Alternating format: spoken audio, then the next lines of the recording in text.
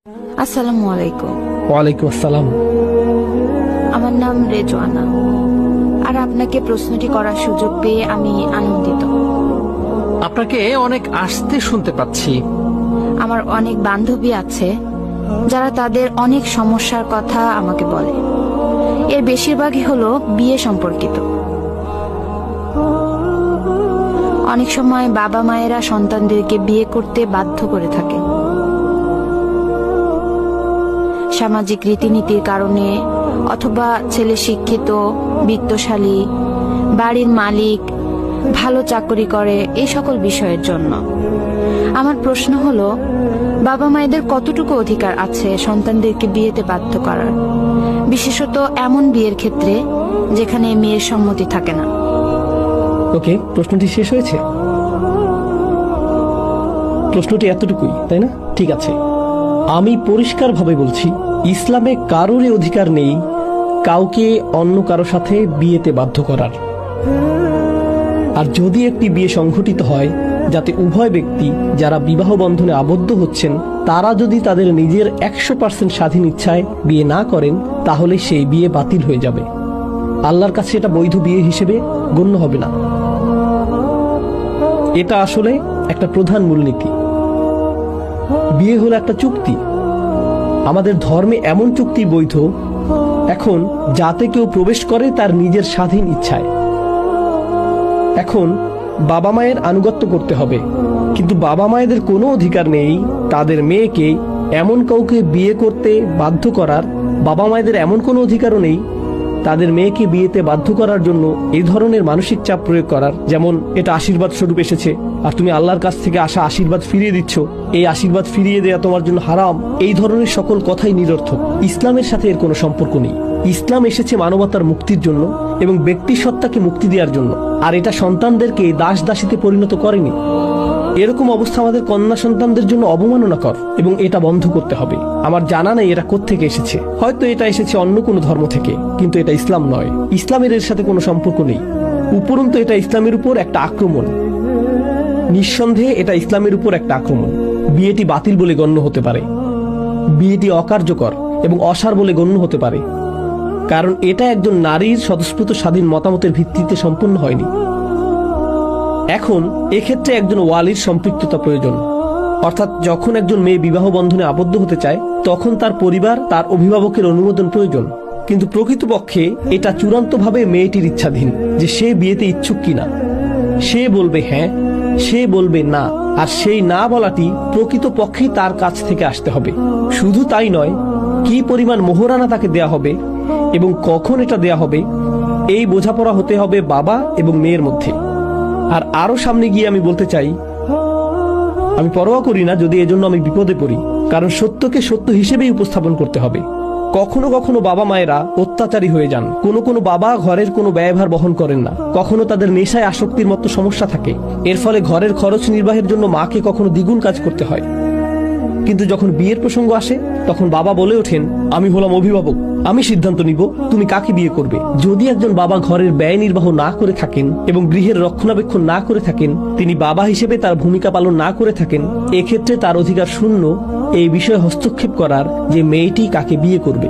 শূন্য, কারণ আপনি একটি ঘরের অভিভাবক তখনই হবেন যখন আপনি সেই ঘরের রক্ষণাবেক্ষণ করবেন, যখন আপনি সেই ঘরের সদস্যদের দেখাশোনা করবেন। আপনি নিজেই যদি সেই ঘরের প্রতি অত্যাচারী হন, তখন আপনি আংশিকভাবে ইসলামের একটি অংশ নিয়ে বলতে পারবেন না যে আমি এখন কর্তৃত্ব দেখাবো। এটা অত্যন্ত গুরুত্বপূর্ণ একটা বিষয়। আমার কথাগুলো এখন নিয়ে কেউ অপব্যবহার করতে পারে, বিশেষ কোনো পরিবারের উদ্বুদ্ধ কোনো পরিস্থিতির উপর। সে বলতে পারে, নোমান আলী খান এটা বলেছে, আমাকে তোমার কথা মতো চলতে হবে না, এতে আমি সমস্যায় পড়বো না। সমস্যায় পড়বেন আপনি। আপনি যদি এমনটা করেন তাহলে সুযোগের অসৎ ব্যবহার করা হবে। তাহলে আপনার অসৎ উদ্দেশ্য চরিতার্থ করার জন্য কিছু শুনে সেখান থেকে সুবিধামতো অংশ বাছাই করে তার অপব্যবহার করা হবে। এরকম করলে এজন্য আল্লাহর কাছে আপনার জবাবদিহি করতে হবে এবং আপনাকে দুঃসাহসের পরিচয় দিতে হবে এই বিষয়ে আল্লাহর সম্মুখীন হওয়ার ব্যাপারে। আমি এখন বাবা মায়েদের উদ্দেশ্যে বলছি, আল্লাহকে ভয় করুন। যদি আপনার কন্যা অভিযোগ করে যে সে বিয়েতে অনিচ্ছুক ছিল, আমি জানি না কিভাবে আপনারা বিচার দিবসে আল্লাহর সামনে এর জবাব দিবেন, কারণ এটা আপনার কন্যাকে জীবন্ত কবর দেয়া থেকে ভিন্ন কিছু না। এটা মোটেও ভিন্ন কিছু নয়। আমি সন্দেহাতীত ভাবে এই মতামত পোষণ করি। আমি নিজেও কন্যা সন্তানের পিতা, আর আমি এটা 1,000,000% কনফিডেন্স সহকারে বলছি। আল্লাহ যাতে আমাকে এরকম পিতা কখনোই না বানান।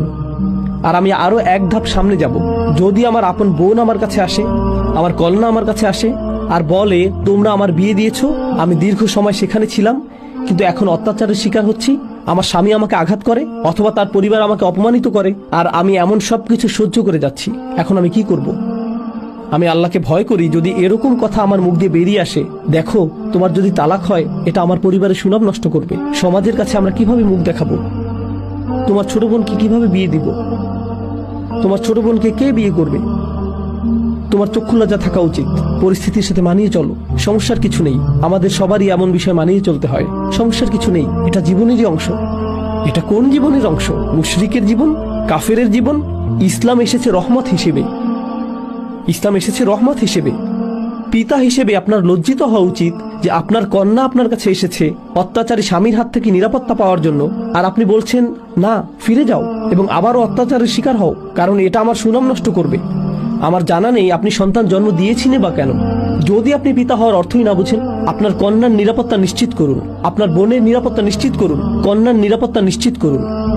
আর যদি বাবা কিংবা ভাই এই কাজ না করে, তাহলে চাচাদের এটা করা উচিত। দাদা দাদি এগিয়ে এসে সেই সকল মেয়েদের নিরাপত্তা নিশ্চিত করা উচিত, তাদের এটা করা উচিত। আমাদের ধর্ম হলো মুক্তিদানকারী ধর্ম, এটা কোনো কারাগার নয়, এটা কারো উপর অত্যাচার করতে আসেনি, বিশেষভাবে নারীদের উপর তো নয়। ইসলামের আবির্ভাব ছিল একটি বিপ্লব, যেখানে আল্লাহ নারীদেরকে এমন স্বাধীনতা দিয়েছিলেন যেমনটি এর আগে কখনোই দেখা যায়নি। আর আমাদের এই সময়ের দুঃখজনক বিষয় হলো আমরা এক্ষেত্রে ইসলামকে, আল্লাহর বাণীকে মারাত্মকভাবে অপব্যবহার করি এবং রসুল সাল্লাল্লাহু আলাইহি সাল্লামের বাণীকে অপব্যবহার করি এবং বিয়ে, তালাক, মোহরানা নিয়ে ইসলামের এমন রূপ উপস্থিত করি যার সাথে প্রকৃত ইসলামের কোনো সম্পর্ক নেই।